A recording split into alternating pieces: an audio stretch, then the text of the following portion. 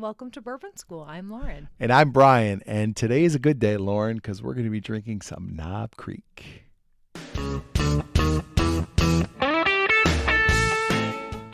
Okay, Lauren, so today we are going to sample some different versions of Knob Creek. We are fans of Knob Creek. Well, I'm a fan of Knob Creek. You like I'm Knob not Creek? as big of a fan as you Yeah. are, but I think it's a genuinely good product. She's a little more highbrow. She goes for old please, granddad. me.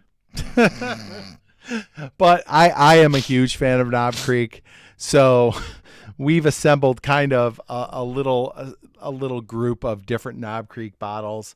I really think this is like, I mean, besides going for the 12 and the 18 year, these are kind of your standard Knob Creeks.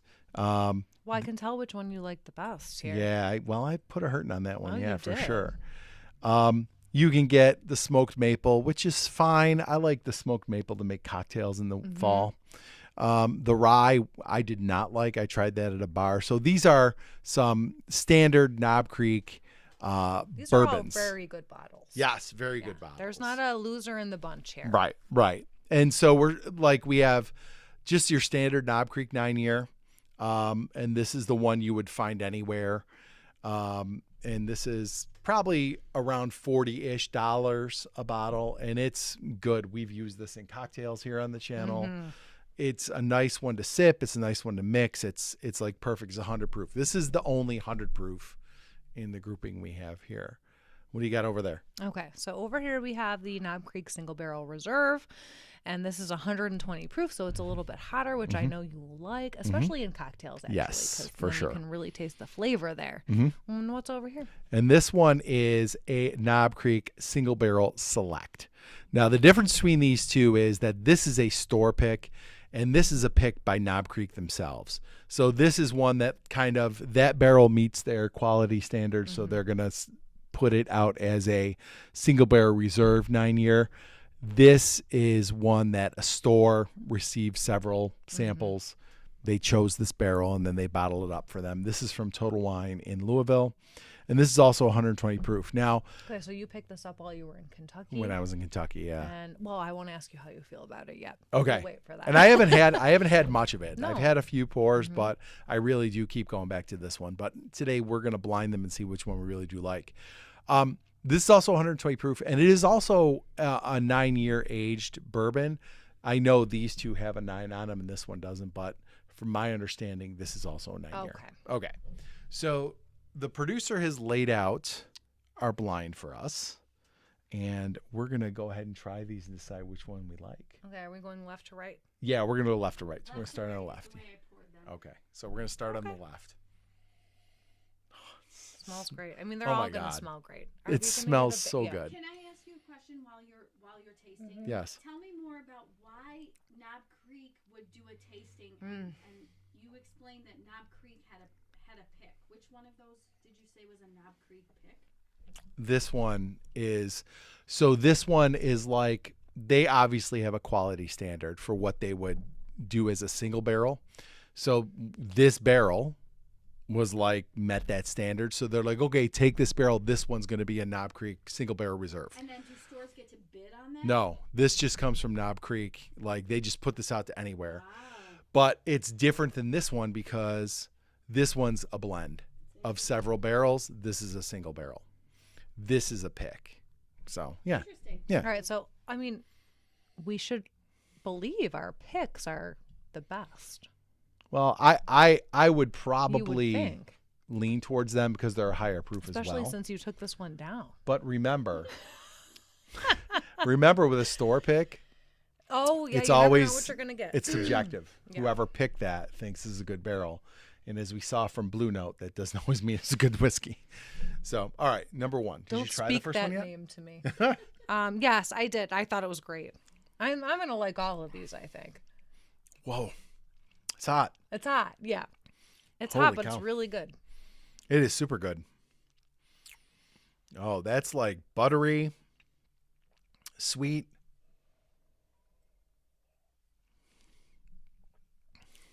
Definitely has that peanut note to it that you get from a lot of Jim Beam products.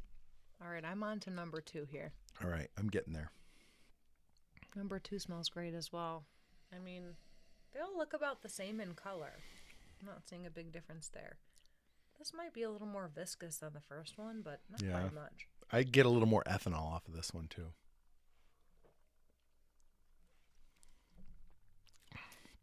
Okay, I like this one, but it's not as good as the first one. This one is really good. I don't think it's as flavorful as the first one, but it's a little smoother than the first one. It is. Yeah, it has less heat on it for sure. So, I'm on to number 3.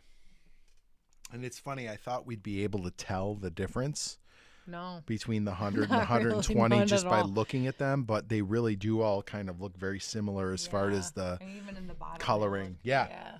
They're all pretty consistent. All right, let's go. Number 3. Oh, number 3 is good. Oh, I think it's very clear what this one is. What do you think it is? Well, we'll get there. Okay, sorry. Sorry, my fault. How dare you spoil it? Yeah. Okay, no, I love all 3 of them. But if I were to rank them, I would probably go 1, 2, 3. Okay, I'm going to go number 2 is my favorite. Really? Number 3 as my second. And then that first one is my last. Oh, you don't like that heat, huh? This is not to say these are bad bourbons. No, they're all good. None of them are bad. They're all really good. This one, of the 3, I thought was the harshest. It was a little rough. I liked the bite on it, and I thought it had a lot of flavor to back it up. Lauren, which one was your number 1? My number 1 was number 3. Okay, so the third one, that was my number 2. So which was number 3? I like you guys. I think it's the Knob Creek 9, the regular Knob Creek 9. That is correct. The Kentucky Straight. Yes, Brian. You can tell it's know. lower proof. Like yes, that you can tell. Mm-hmm. So, and it's good. And that kind of tracks, like, it's consistent, it's good. They all taste very similar to each other. There's just slight, like, a little bit of harsher notes on this one. But they're all good. Of the 3, this is going to be your most consistent because this is the one they blend to taste like Knob Creek 9 all the time. It's not a single barrel, so I think it makes sense that kind of goes along with it's familiar, you know. And this was number 2 for me. I didn't dislike it at all. It was really good. All right, so your number 2 was which one? Your number 2 was the one all the way over. I know you. This was your 3. This was my number 3, and I also think I know which one this is. It's very hot. I think this is the store pick. That is correct. Yeah. And I remember when I first opened this, I felt the same way about it. It was real hot. It's hot, yeah. And a lot of that heat kind of blows out the flavors a little bit for me. Mm-hmm. You liked it. I liked it, yeah.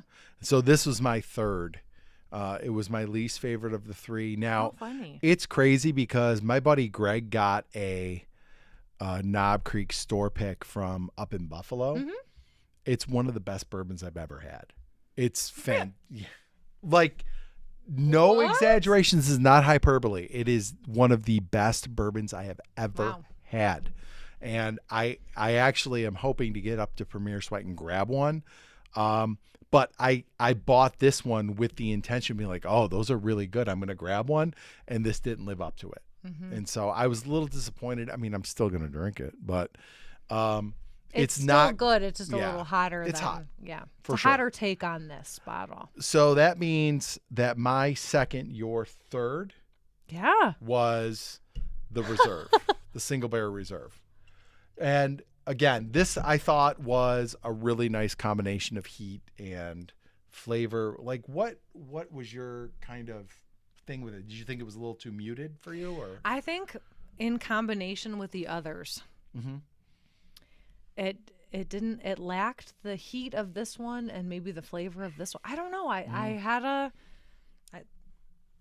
But they're all very similar. Yeah, they really are. I think I liked that. I liked that one least because it was the least that like kind of stood out. And that was my favorite because I think, and it tracks for what I generally like. The heat was dialed down a little so that you got more flavor, and a lot of the flavor was sweet. and I really like those sweet notes you get from a bourbon. So this one was kind of right up my alley. Yeah. And I don't know, like I haven't had many of these. This is only my second bottle of the single barrel reserve, and I don't know if they're all kind of the exact same place. I mean, they're single barrels, so they probably vary. This is a nice one though. I really did enjoy that one quite a bit. And it's not like I wouldn't buy another select, but I think I would like to, before I chose a select over a reserve, I would like to taste it at the store first. Like if they offer tastings, because, well, as we know, well, it can vary quite a bit. And the lesson is that person picking the barrel has a specific, they don't have the same palate as you. So a store pick isn't always going to be right up your alley. And I think that's the case with this one. Like I said, I'm still going to drink it. It's no Blue Note uncut. It's a decent bottle, but I really do. If I had these two in front of me, until I could try that select, I would buy a reserve, I think. So anyway, I like all of them. I do too. And I really don't. I mean, all of this is subjective. Yeah. Right?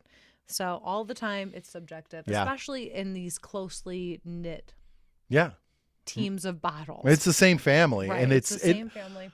And I think what's amazing is the variation you get. I mean, you got 3 bottles of Knob Creek here. Oh, yeah. And I really enjoyed all of them. It was tough to rank them. But just the variation you can get in it's the same juice. It's just from a different barrel, maybe a different proof. Yeah, whatever you like. If you like it a little hot, if you like it a little more sweet, you pick based on that. I mean, can't go wrong, though. Yeah, and that's the beauty of this hobby, is that it varies and everybody's palate's different. So your really, really great bottle, other people might not like, or vice versa. So it's really cool to find that stuff that you really, really do like and enjoy it, you know? Yeah. Cool. Ryan. Yes. Did you have fun today? I did. It's always a good day drinking Knob Creek. It's never a bad day. It's a great, reliable, solid bourbon. It truly is. So if you liked this video, don't forget to like, subscribe, share, and ring the bell for notifications, so you never miss another episode of Bourbon School. Brian. Cheers. Cheers. Welcome to Bourbon School. I'm Lauren. And I'm Brian. And